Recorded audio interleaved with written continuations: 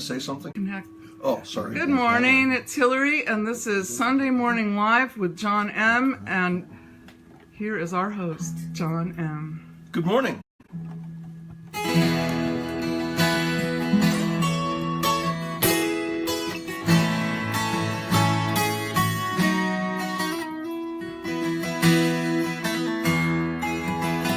You see, life is like an obstacle course.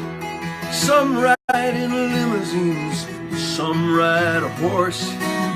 Some raise children, some get divorced. We all have our crosses to bear. We all have our burdens to share. And life is not always fair. Along the way, we are tested and blessed. What we do with our blessings is one of our tests. Blessed are the ones with the fewest regrets when we get to the finishing line. If you're weary and worn at the time, our life is not always kind.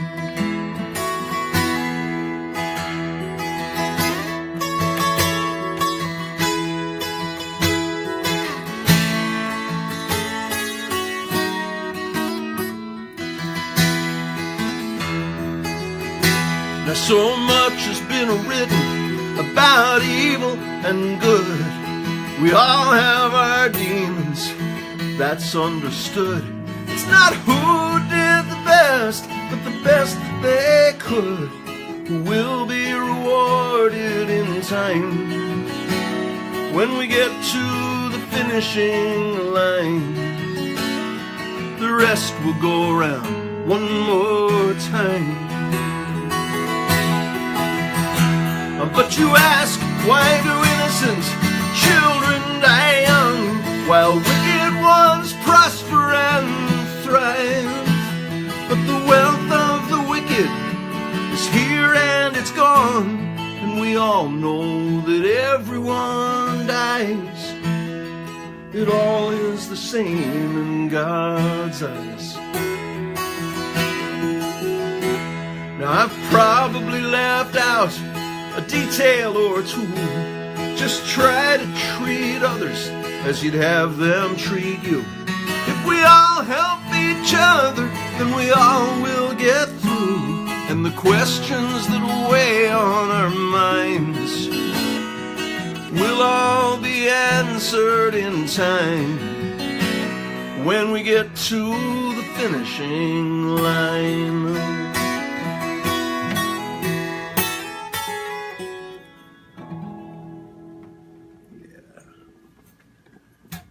That was Finishing Line from my current CD, M6, and sitting with me, accompanying me on that really nice sparkling guitar behind me, is the one and only Paul Zollo. Hey, John. Author of... Hi, John fans.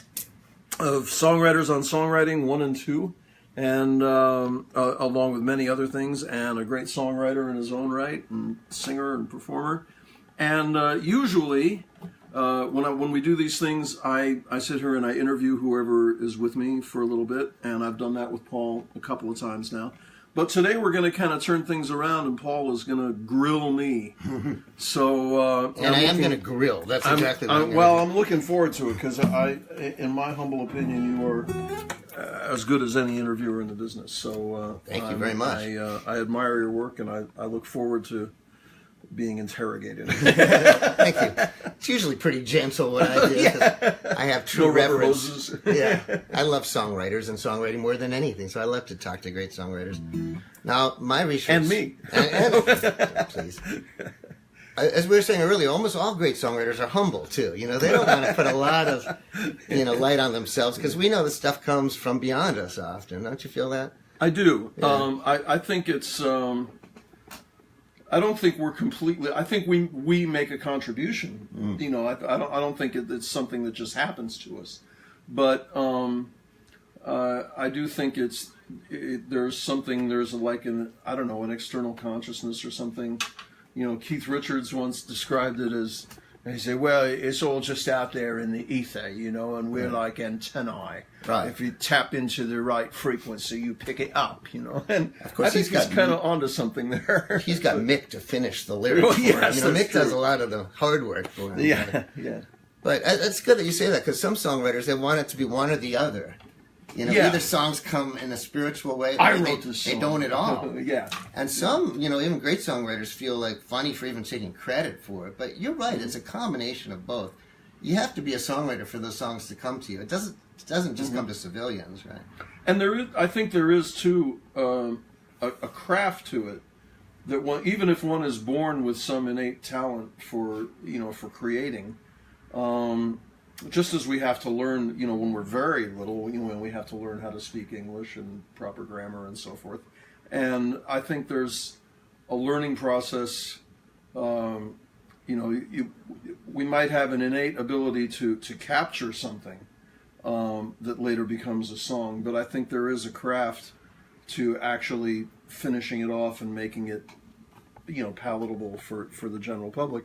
But I think the trap that some people fall into is they get too obsessed with the craft, and they bury themselves in, what rhymes with what and what meter is this and should I or shouldn't I switch keys and all that kind of thing. Mm-hmm. And I think all those things are important, and they're all important tools, but I don't think they all have to be used on every song. And I think if that I realized a long time ago that for me the challenge is the balance of using all those tools when I need them, but keep it from the heart. Always stay focused on. Whenever I find that I'm having a hard time coming up with the next line or the next verse, or I'm not sure where to go in a song, I just try to take myself back to what is the core emotion. Mm-hmm. What am I feeling? Even if I can't put words to it, is it just in general terms? Is it anger? Is it longing? Is it frustration? Whatever it is, come back to that, and that'll lead me to wherever I need to go lyrically, I think. Yeah, I think that was such a beautiful way of describing what our job is as songwriters, that it is a craft, and it's a beautiful craft, and in some ways it's an ancient and old-fashioned craft, and a lot of those craft elements don't mean as much to a lot of modern songwriters as they used to, like perfect rhymes. Mm-hmm. Yet all those things, as you know well, they add a lot of richness and to songs. Those craft elements are there for a reason. But at the same time, we don't want anything contrived. So it's such a funny job to try to contrive something to where it doesn't sound contrived. So exactly. It's kind of, you mentioned my books. This is the sequel, which John had on his shelf, so I didn't have to bring it. But, I've talked to songwriters about that very thing. And people say, you can't teach songwriting. And that's true, but you can learn a lot about the craft and about that dynamic of how you combine the art and the craft. The best compliment I ever got on a song was I was playing in a bookstore in Nashville one time, and I was playing this song, Could Have Had You, and there's a line in that song, I could have had my own personal beautiful queen. Hey, it's not as far-fetched as it seems. I could have had you, and the rhymes kind of make that line work. And I saw a guy react to it in the audience when I sang it. So afterwards, I went and sat down with him for a second, and I thanked him. I said, I could tell you were really listening, and I said, I saw you react to that one line. I said, that's my favorite line in the song too. So thank you. And he said to me, when I first heard that line, when the words first came out, they surprised me. And he said, a fraction of a second later, I realized there was no other place you could have gone with it. It had to be that line. Mm-hmm. I thought, man, I must have done something right on that one. And that's the goal, not to write a song that people go, wow, that was clever and unexpected, exactly. But to write one that they go, wow, that's perfect, Yeah. And to create something in the world that's perfect, it's unusual. You don't get to do that in most earthly endeavors. I'm not sure I've ever done it, but we try to come close. Yeah, perfect. Yeah. So you were born in 1954, so what music were you hearing when you were growing up? Did you have special heroes or music that was really inspiring you when you were a kid? Kind of the beginning of my conscious musical life was probably seeing the Beatles on Ed Sullivan, because that was just this whole 64. So wow, you were 10.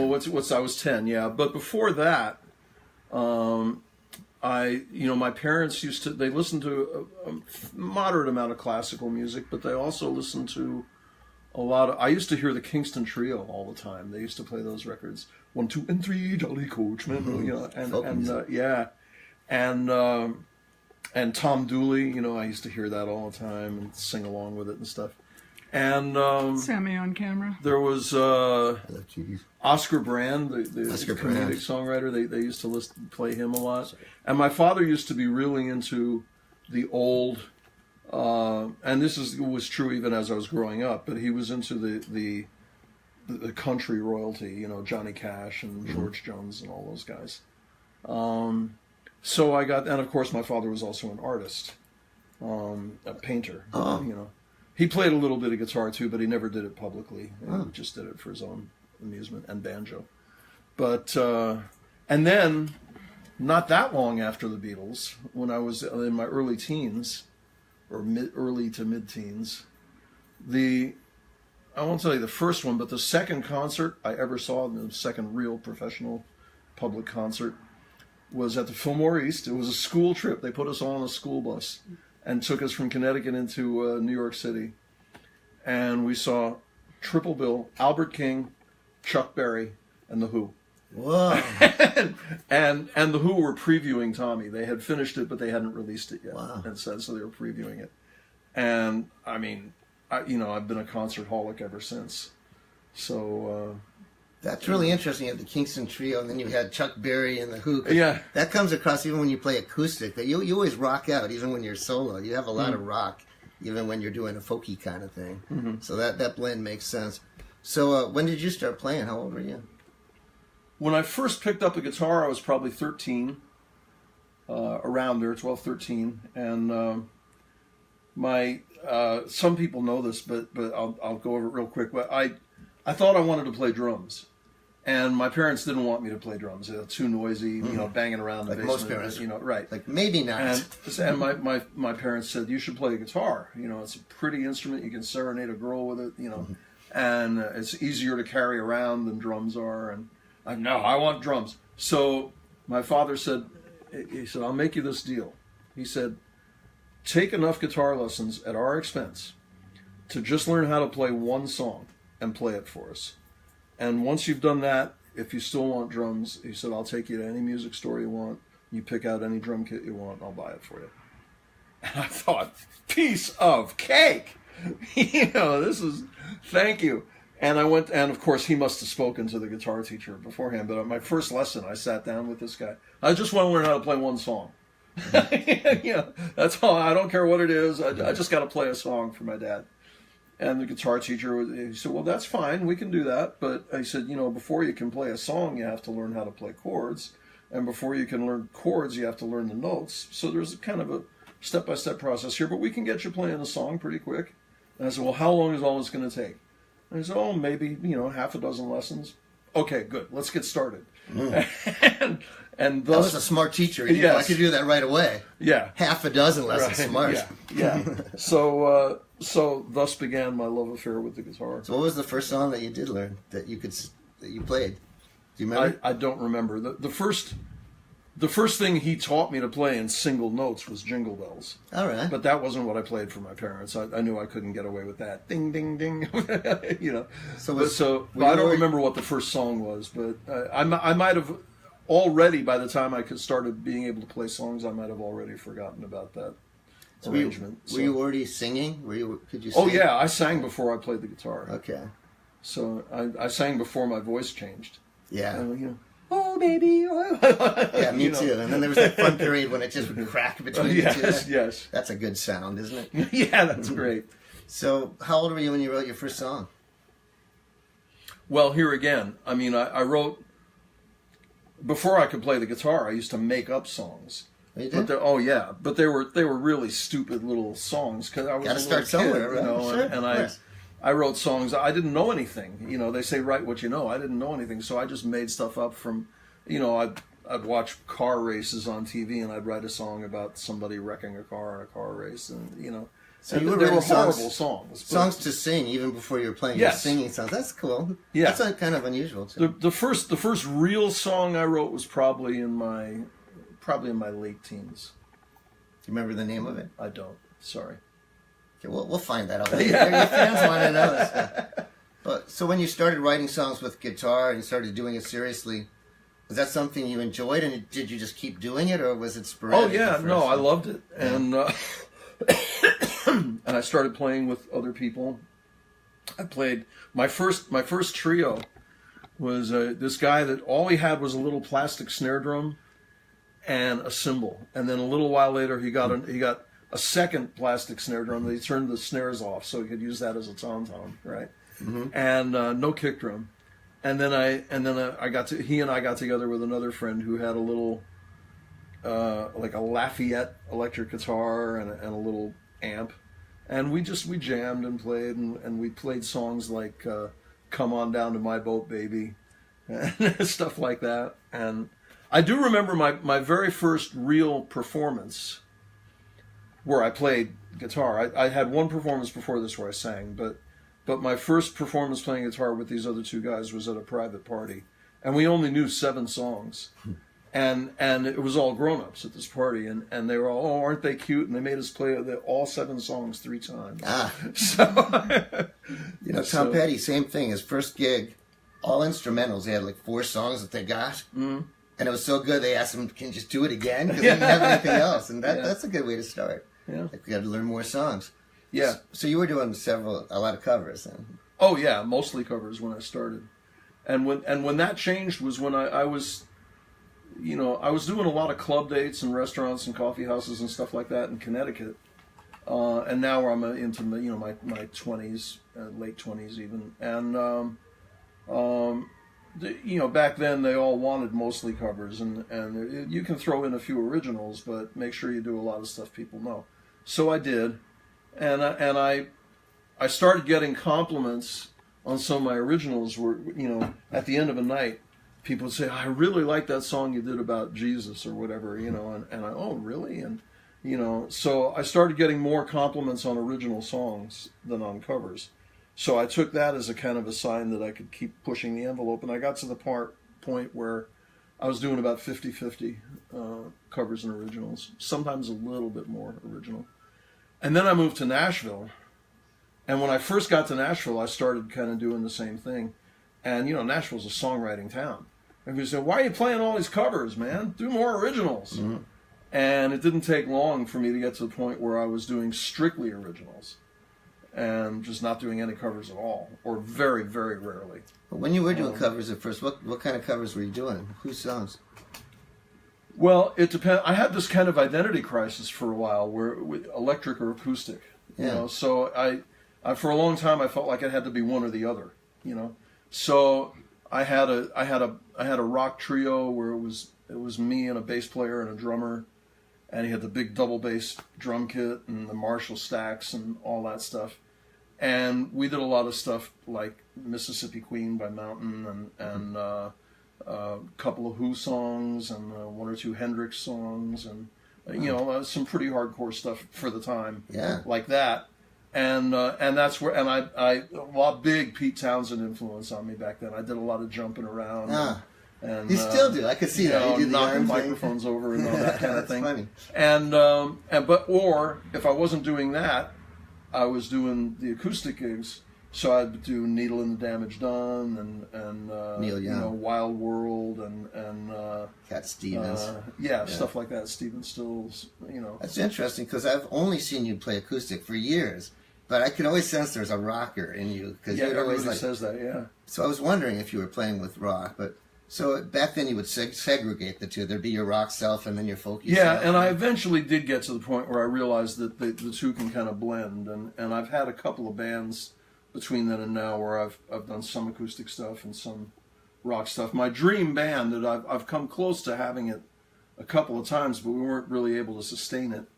We came pretty close when I did the CD release show with a band for my album M6. But I would love to have a band where we could do some just balls to the walls rockers, and maybe a couple of solo acoustic songs, with everything else falling kind of in between somewhere. Yeah.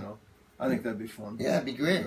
and make for a good show. We grew up with bands like that all the time. The Beatles would do very simple Mother Nature's Son to Helter Skelter. Bob Seger used to do a lot of, Crosby, Stills, Nash and Young. He'd come out and open with Feel Like a Number, and then he'd go into, Blame It on the Moon. Right. Nowadays, they want you to stay in one bin more carefully. I got a lot of that in Nashville, too. Well, what do you want to be? You want to be a rock guy or you want to be a country guy? Can't be both. Right. Yeah. Yes, I can. Musicians are really encouraged to pick your bin and stay there. Yeah. And don't get too diverse, Yeah. But musicians know. I mean, we like all kinds of music, and yeah. So sometimes this business can be kind of tough. Do you find that sometimes the business encourages you to do stuff that isn't really helpful for your art? Oh no, I find the music business to be very easy. You can explain that to me how that works. No, I think it's harder now than it's ever been. I certainly as a business, making a living, making money, playing music and writing it, I think is harder now than it's ever been. And nobody wants to pay anymore for live music, especially unless you can guarantee, to pack the place and then you get from the door. But not a lot of people can do that consistently. And it's more everything we do, with the possible exception of recording, is more expensive now. Traveling with a band and all of that is more expensive. A lot of the equipment, the PA equipment, a lot of that stuff is more expensive. It's better, but it costs more. And there's just so many considerations now. Just general expenses. Just living is more expensive. Recording has become easier in that you don't any longer have to go to a major multi-million-dollar studio with a crew and producers and all that in order to make a decent recording. Now you can, for $500 or $1,000, you can get a little Pro Tools rig and a couple microphones and set them up and do some recording, which is nice in a way in that it brings recording kind of into the reach of a lot more people, but it also floods the market with a lot more substandard recordings. Right. So now we have to, as James Lee Stanley, when he was here last week, he said, he said, as much as we all like to malign the record labels, he said that the good thing about the day when the record labels were king was that they were our filters. They, we didn't have to weed through everything that was out there because they did that. And for a while they were good at it. But then things changed, and now there almost are no record labels. So now we have to do all that filtering ourselves, and it's a daunting task. Yeah, so. I know that well. In my day job, I work for this magazine. It's this guy, Robert Plant. He was in a band called Led Zeppelin. I've heard of them, yes. But I get, a million CDs to review because I review CDs. And like you said, it used to be if someone put out an album, there was probably a really good reason why they got signed. And nowadays, that's often true with CDs, but often not true, that anyone can make a CD, even people that really don't know what they're doing in terms of singing or songwriting. You don't have to be signed anymore. Exactly. So there's a glut. Yeah. It used to be that every album meant more, didn't it? Yeah. In some ways. Yeah. Yeah. But, and as you know, a lot of people don't listen to albums anymore. They're just listening to songs and on their phone. But like me, I know you grew up with albums, so do albums still matter to you? And will you always make albums for your own music, do you think?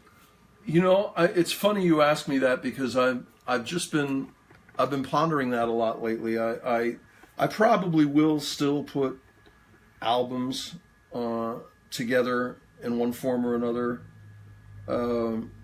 but just because I think it's good to have collections of songs. But I am aware that I miss the days when we used to, and it continued for a little while even into CDs. But I miss the days when we used to run out to the record store and buy a record, an album, take it home, sit down maybe with a couple of friends and play side one all the way through. Nobody talked. Maybe you drink, Coke or something. You listen to it all the way through, maybe turn it over, all that, and turn it over and play side two all the way through, and then talk about which songs you like better than, that's all gone now. Yeah. And now it's all the single and one song at a time, and half the time people don't even. It kills me that I'll be driving around with people in my car sometimes, and so, you know, somebody will put something on their phone or whatever, you know, or they'll be scanning around the dial on the radio or whatever, and some song will come on, and so we go, oh, I love this song. And they'll be like singing along with it and stuff, and halfway through the song they switch to something else. Right. I'm like, I thought you loved this song. Yeah. It's like, that's enough of it. We had a minute and a half. That's yeah, enough. yeah, But right. you're right. Let's not Attention overdo spans. it. So yeah, and so I don't know. You know, people just aren't buying albums anymore for whatever reason, and I think it's a sad thing. I miss those days. I also, you mentioned, you know, people listening now on iPhones. I miss the days of the big home component stereo system with the big speakers and the tuner and the graphic EQ and all that, you know. Right. That's all going. We mentioned you went to school in Boston. You went to Berkeley, and I went to Boston University. And we go to Nuggets, you know, the record store there where you could get an album for $1 and take it home and live in that album. There was no TV, there was no phones. We were just in the album. Yeah. And like you said, we would just absorb it. And as a kid too, I would read every lyric. I mean, that's the world I grew up in. That's all I ever wanted to do was make those. So it's funny to come up in a business when the thing we were inspired by has shifted so radically. Right. By the way, you mentioned getting it for $1. That concert I went to when I was young with Albert King, Chuck Berry, The Who, I think we paid $18 to see all three of them. Not cheap back then. No, but affordable. Right. And you know, when I was in Boston, you can't park at a concert now for $18. Yeah. You know, in Boston we go to concerts for $5, and I remember Elton John came out and was charging $15 a ticket. Yeah. We were shocked. $15 for a concert. It's a different world. And in Boston, you didn't have to park. You could just take the T. Yeah. What did we pay, baby, for Billy Joel? $200, $250, something like that. $350. Per ticket. $350 per ticket to see Billy Joel at Dodger Stadium, and we were in the nosebleed seats. Was it worth it? Well, it was a great concert. It was. It seemed like an awful lot of money for the seats we had. We watched most of it on the Jumbotron. And they were doing a lot of artsy-fartsy effects on the Jumbotron, so we only really got a good look at him part of the time, you know. It's not quite the same when it's costing hundreds of dollars. And it's glorified watching TV, you know, for several $100s. But as we know in the music business, that's where those guys are making the money. They have to tour because they're not making it off of record sales or song royalties like they used to. At the same time, see if you find this heartening that even with the change in technology and how things have changed, songs still matter as much, it seems. That they haven't replaced the song itself.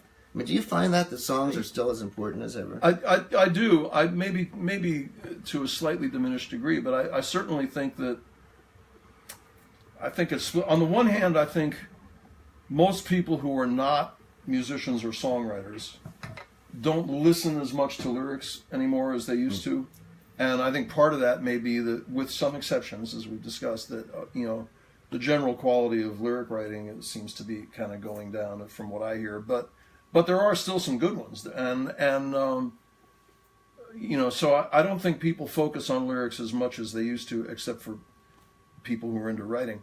But I do still think the other side of that coin is I think that almost everybody can tell you that there's a particular song or a particular couple of songs that they really love. Oh, this or that song really speaks to me, you know, by whatever artist. And it's not just famous artists. You know, there are people who say that about my songs. Absolutely. You know, sometimes those, like we saw Jules Shear together, sometimes those secret heroes, their songs are even more important to us. Yeah.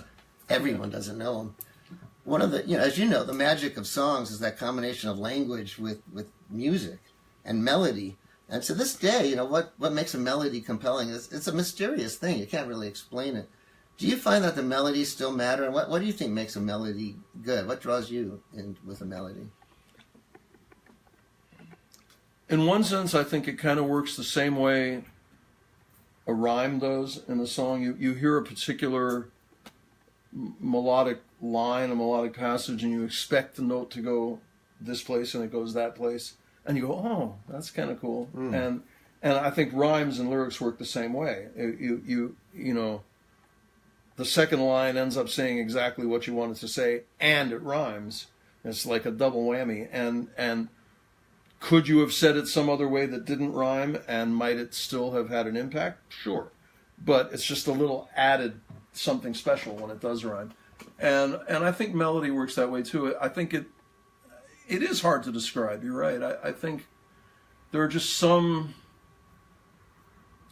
melodies that I just feel more emotion from. Again, it comes back to staying close to the heart, and for me, and coming close to the emotion. If I'm playing a song or trying to write a song, and sometimes I know the words are right, but I get to a certain line in the song, and it's not quite hitting me the way I want it to emotionally.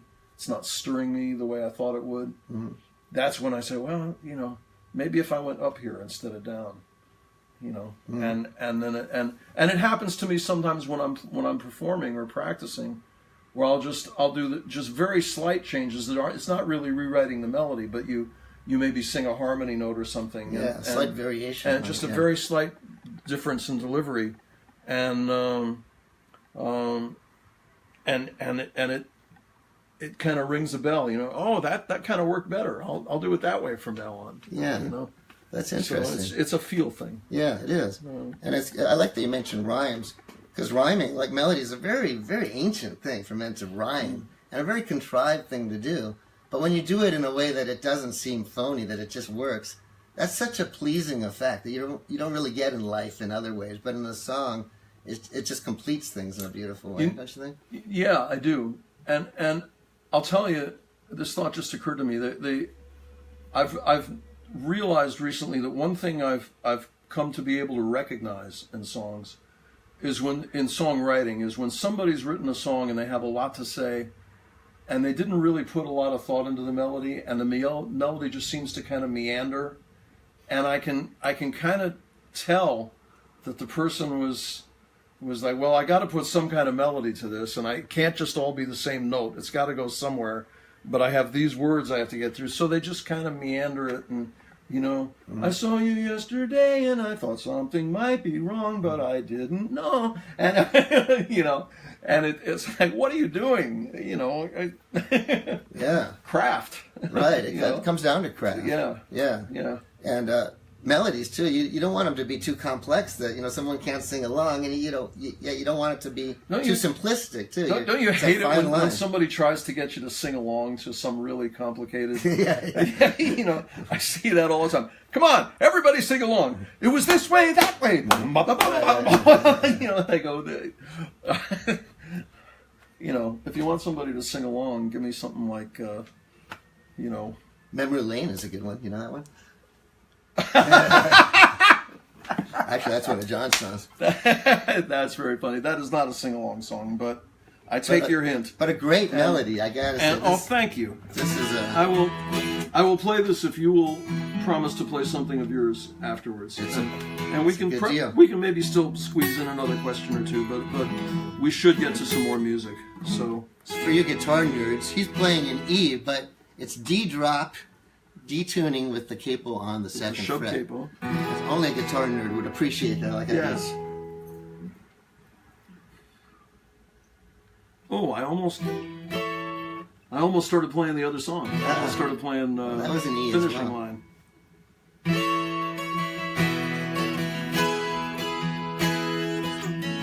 No, wait a minute. Shoot. Give me a second. Take your time. Hey, wait, we're on live, right? Yeah, we are live. I got it now. Okay.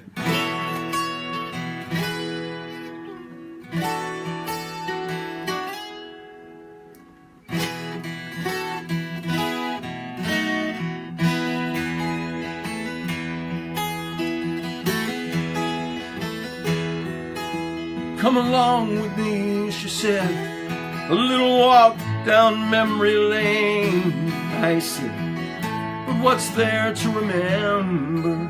I mean, what besides the pain? She said, if that's all you remember, oh, that really is a shame.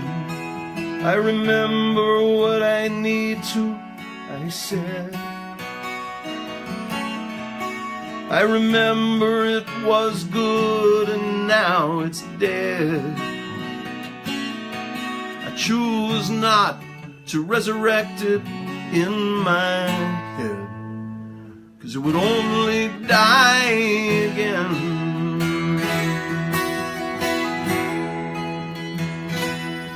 Oh, is that how you see life? She said, what a pessimistic view. I said, it's not how I see life, it's just how I see you. Oh, your words, they sting, she said.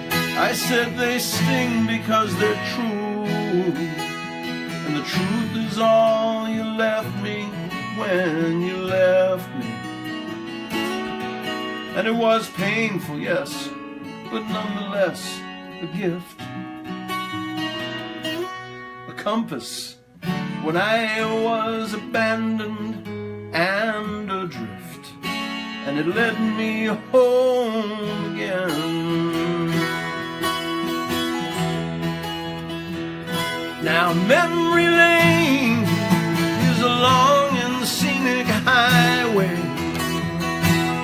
There are mountains and valleys and plains,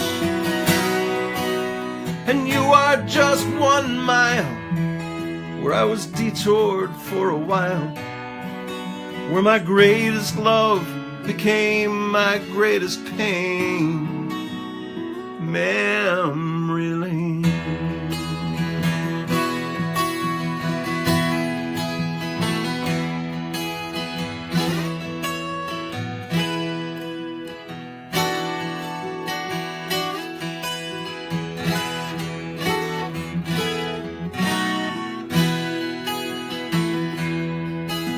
Come along with me, she said, a little walk down memory lane.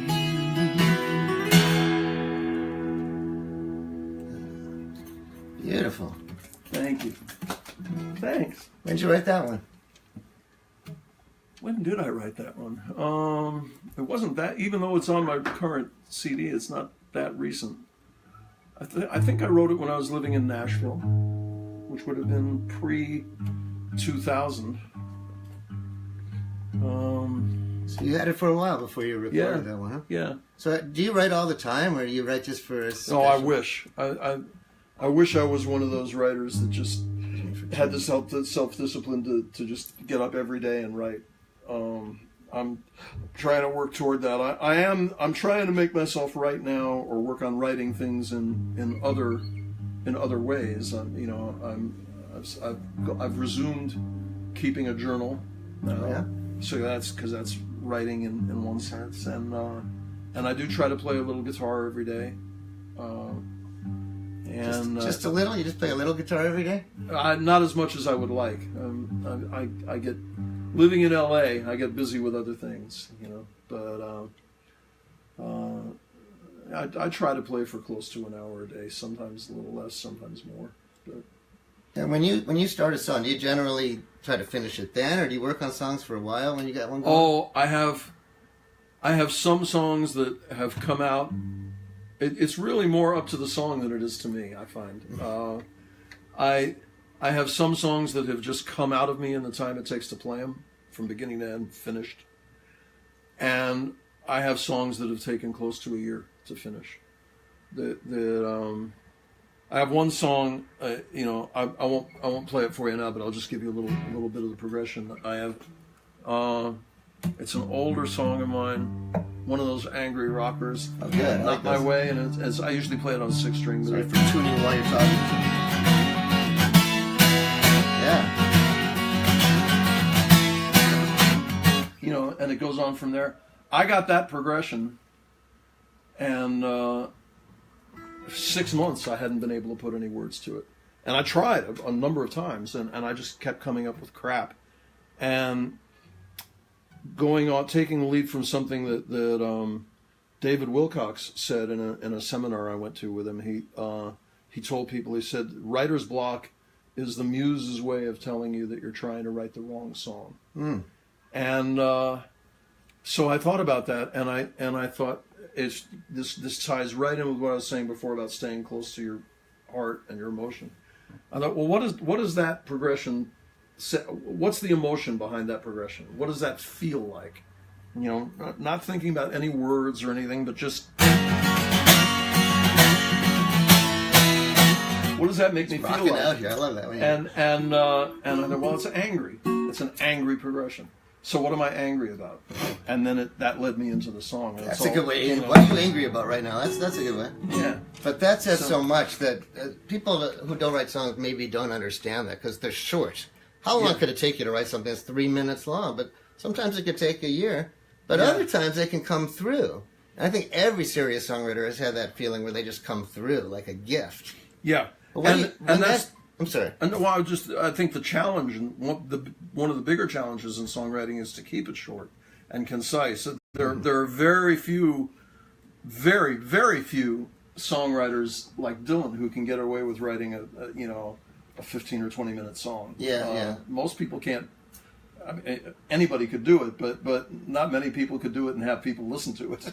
Right. And that's where I come from. So for many songs, it's easier for me to write 8 verses than to write 3 that say everything, like Randy Newman can. But even Dylan, about some of those songs, like he said to me, he goes, some of those are just too much and not enough. You have 10 verses and it's still not there, Well, and I've had a lot of songs where I'll write 5, 6, 8 verses and then I'll trim it down. I'll take the 3 that work So you best. do that. I do that as well. Yeah. I used to call it cutting it out. Now I call it culling. Instead of just like destroying stuff.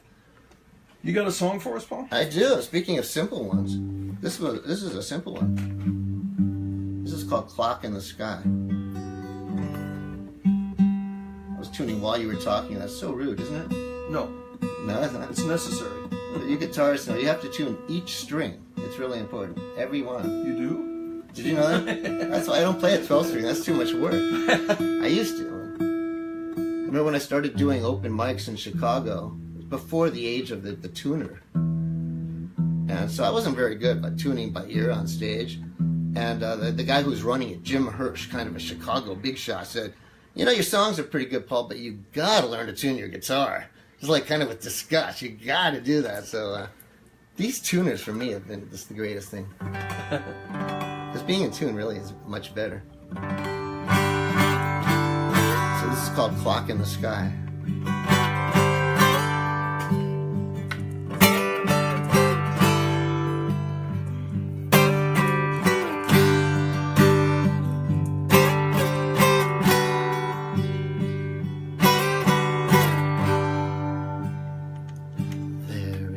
A clock in the sky that tells us when the sirens go by. Let me start over. There is a clock in the sky that tells us when we live and die. It says hello and then goodbye. There is a clock in the sky. There is a clock.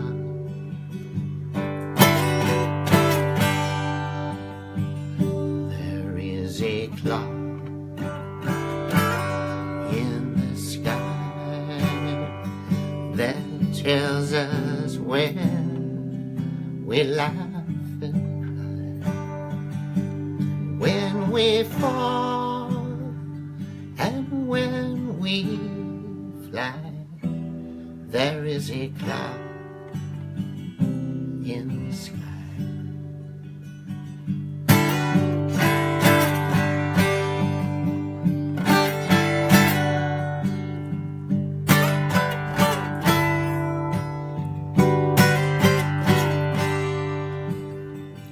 There is a new world that will begin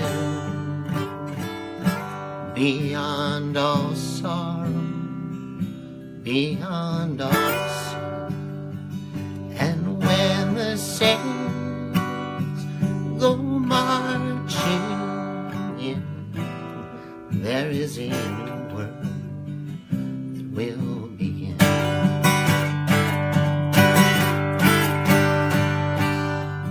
There is a clock in the sky that tells us when we live and die, where we will all go by and by. There is a clock in the sky. There is a clock. There is a clock in the sky. There is a clock.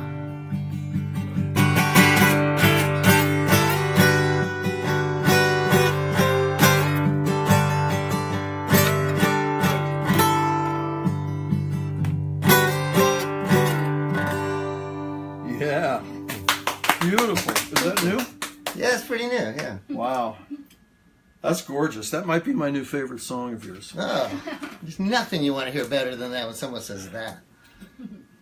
Baby, do you have time for me to do one more? Yeah. Say yes, Hillary. Yeah. Yes. Baby Bud was Hillary, who does all the hard work. She's holding the camera this whole time. You do a great job.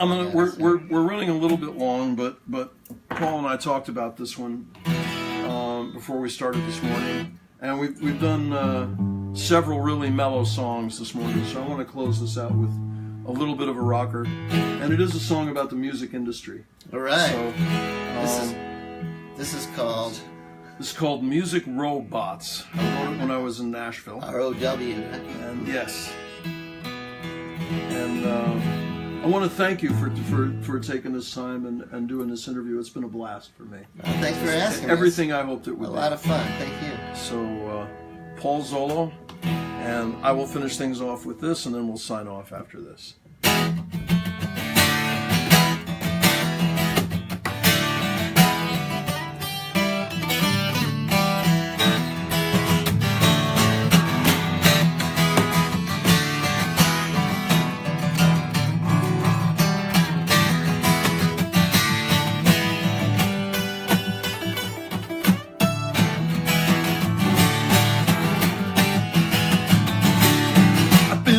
In a land where the robots roam,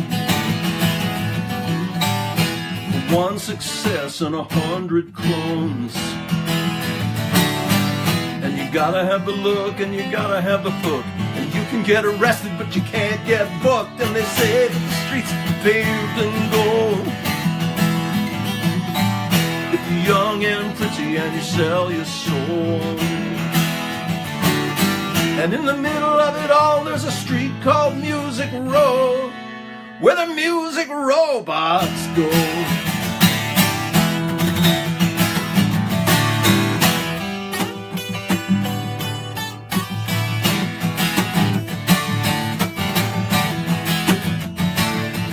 Now they come on buses and they come on planes, sell their houses and they change their names. And they all pay dues and they all get screwed if they do what the robots tell them to. And they wait on tables and they sell guitars,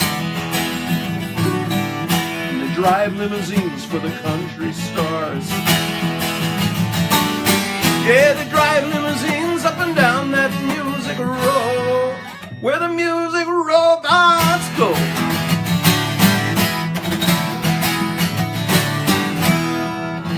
Music robots, I don't think they're so hot. There might be a lot that the music robots know. They don't know music though. All right.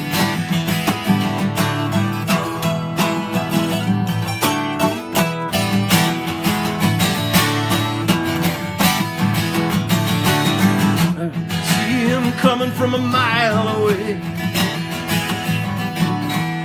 his hair is perfect with a touch of gray, snakeskin boots and a bolo tie, and a Rolex watch that he did not buy, and a gorgeous woman adorns his arm.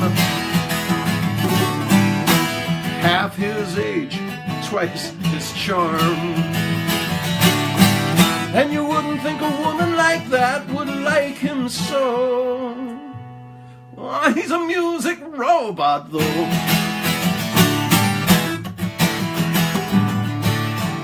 Oh, I get it. He's a music robot, though.